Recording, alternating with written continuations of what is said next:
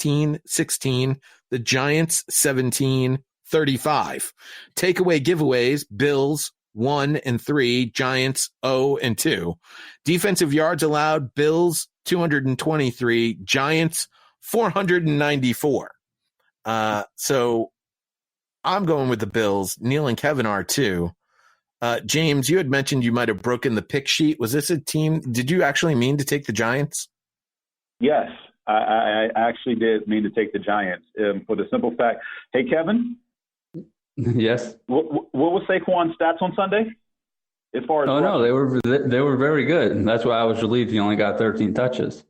Exactly. And when I saw the average 11 yards per carry. 11 carries for 120 yards. Why didn't they give him the ball more? We already established that the game probably got away from them.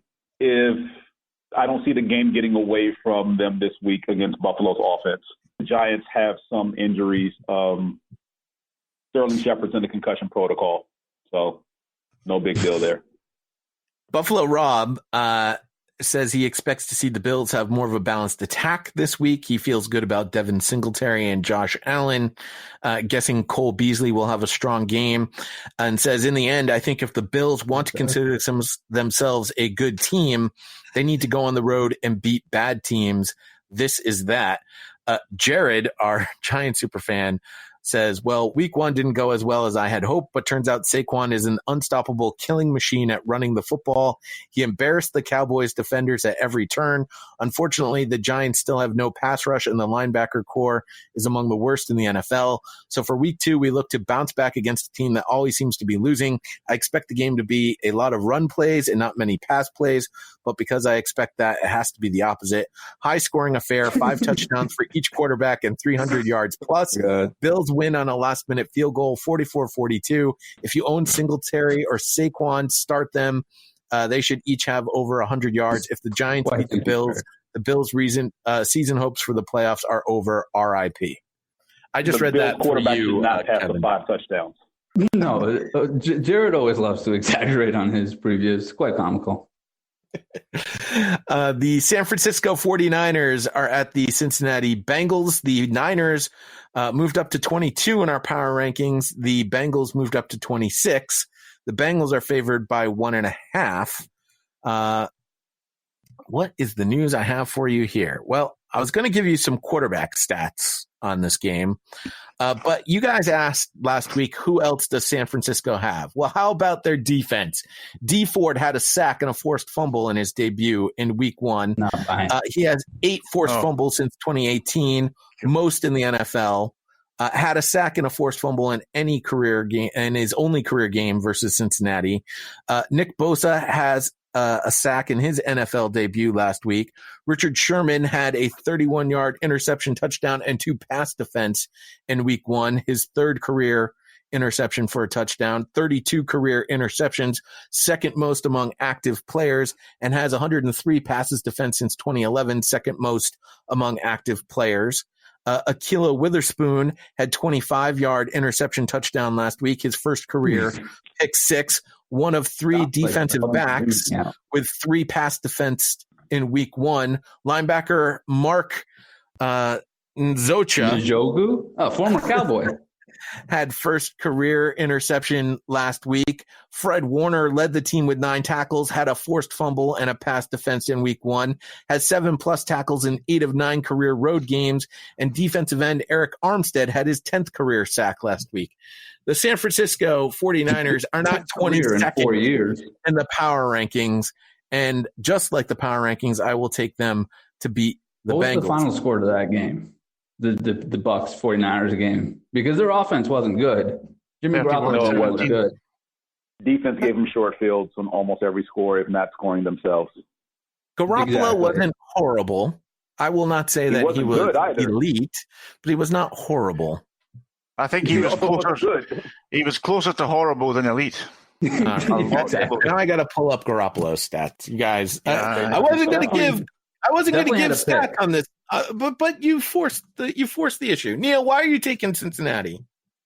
Why am I taking Cincinnati? Because, well, although we don't want to overreact to week one, I was really impressed. I think Dalton had the most yards he's thrown for in his career. without AJ Green.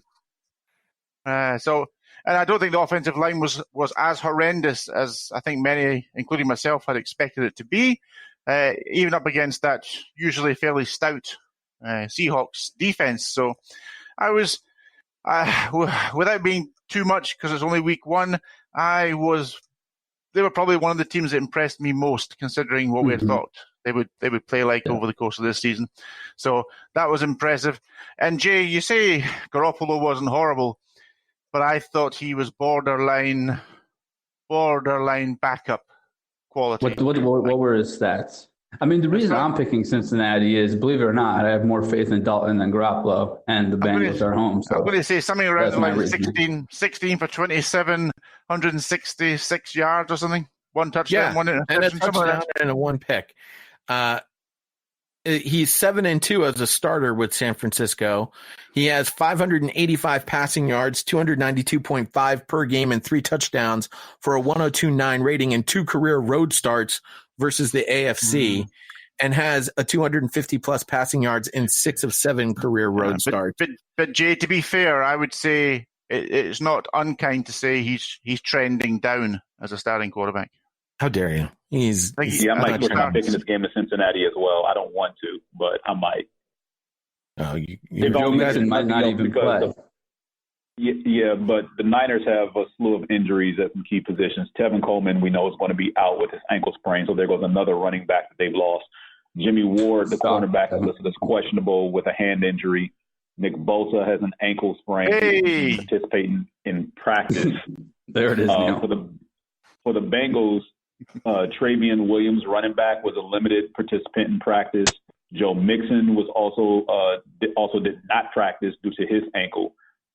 So yeah, I if this has to be put on Dalton's shoulders, I'm not 100% confident, but I really don't want to pick Frisco either.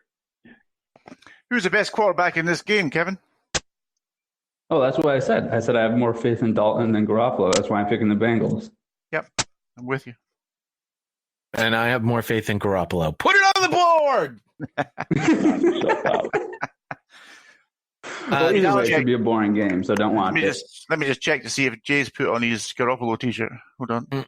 No, I have not. No. A SuperFan battle for us. The Dallas Cowboys are at the Washington Redskins. Cowboys moved up to 6th in our power rankings.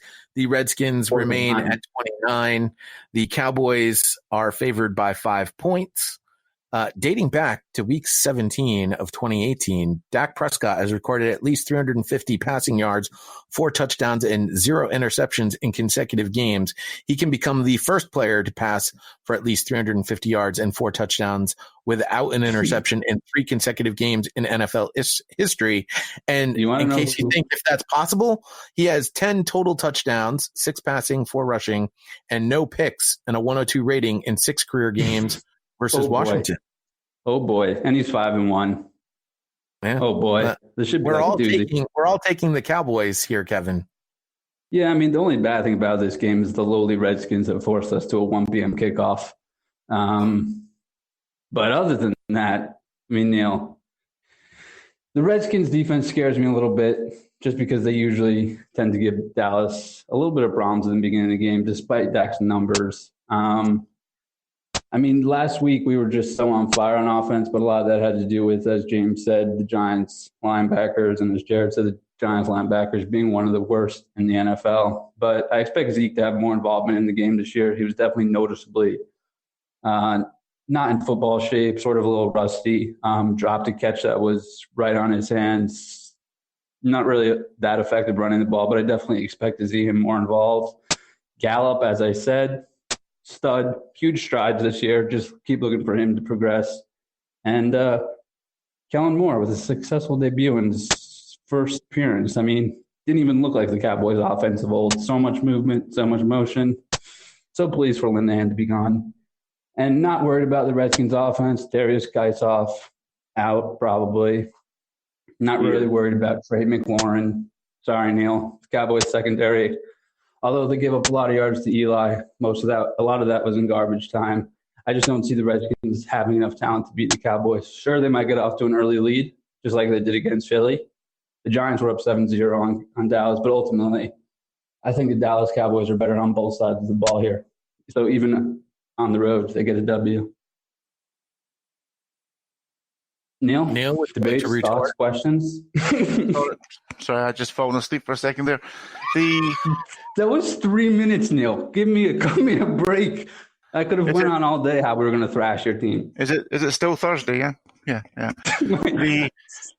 I would say, I mean, we don't know how bad the Giants' defense is absolutely yet. Give it another week or two. But looking at what we saw on Sunday, we saw a very, very competent and quite impressive Dallas offense for sure.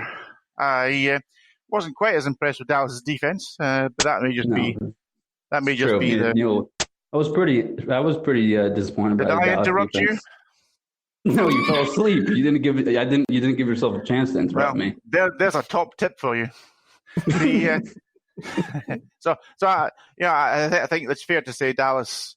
I mean, before the season started, Jay, I did kind of think Philadelphia would be the premier team in this division, with Dallas a close second. But I was really impressed with Dallas. I thought they played particularly well across the offense, especially. The defense will come on because they've got some good players there. This is not Washington's year, let's face it. And I don't think Washington will win this game. I don't see any particular unit that is better than a Dallas unit. I think Dallas pretty much I do have a question for you. Geez, there he goes again. No, it's a legitimate question. Is John Allen going to play this week or no? No. Well, I don't think James will tell us for sure. I don't think he's out yet, but I think I don't think he'll play. No. Doubtful. He didn't practice yesterday. I think Jordan Reed will play. Questionable. He is still in the concussion protocol. I mean, he lives in the concussion protocol. I don't think he'll ever be out ever again in his life. But I think he'll play, and I think Washington will put some points on the board. I think the offense looked far better than anybody thought it would do, but I don't think it'll be enough against the Cowboys, Jay. The Los Angeles Chargers are at the Detroit Lions. The Chargers fell to 8th in our power rankings. The Lions fell to 24th in the power rankings. Chargers are favored by 2.5. Matthew Stafford, 619 passing yards. That's 309.5 per game. 5 touchdowns, only 2 picks for a 114.4 rating in 2 career games versus the Chargers. But the last time they played was September in 2015. Lions gave up a big halftime lead to the Cardinals. Chargers gave up a halftime lead to the Colts. Chargers got the job done. Lions tied. We're all taking the Chargers. I doubt it's for the exact same reasons as I just listed. Guys, what happened to the Lions last week? What happened to the Lions? I mean, they just seemed to go to sleep, didn't they? That's fourth quarter? It's called prevent defense in the entire fourth quarter. That's what happened. Yeah, and Kyler Murray lit them up. I really wanted to pick Detroit in this game. To be perfectly honest, I literally took a coin and flipped it. I forgot who I gave heads to, but it came down to the Chargers winning the coin toss because I felt like no matter who I picked to win this game, they're ultimately going to lose it. Are the Chargers the 8th best team in the league? Where'd you guys have the Chargers ranked in your power rankings? I have the Chargers outside of my top 10 for the simple fact that for all the bravado and all the hype given to them that they should have rolled a Colts team without Andrew Luck. They struggled mightily after the first quarter, and the Colts gave them everything they could handle. Mm-hmm. And unfortunately, the defense was gassed in overtime because somebody in the offensive coaching staff for the Chargers decided, hey, let's not let Phillip Rivers give the game away. Let's run the ball 7 straight times, and knock this thing out the park and get out of here with the W. Because that was the smartest thing I've ever seen their offense do in the last 5 years, not put the game on Phillip Rivers' shoulders. Just run the ball. I have them at 14. Neil has them at 10. Kevin has them highest amongst us at 6. Oh, damn. What was I doing when I was making those rankings? Jesus. Disregard that. Yeah. Hanging out with Patrick Chung? No, God. Jesus. Not on weekdays. Not to mention the stuff that Patrick Chung deals with actually makes you more hyper and in tune with life. It would be something else that would make you less aware of what you're doing. Injury note here, Hunter Henry is out with the tibia plantar fracture. That's going to cost him 4 to 6 weeks. Mike Williams is on the injury report with a knee.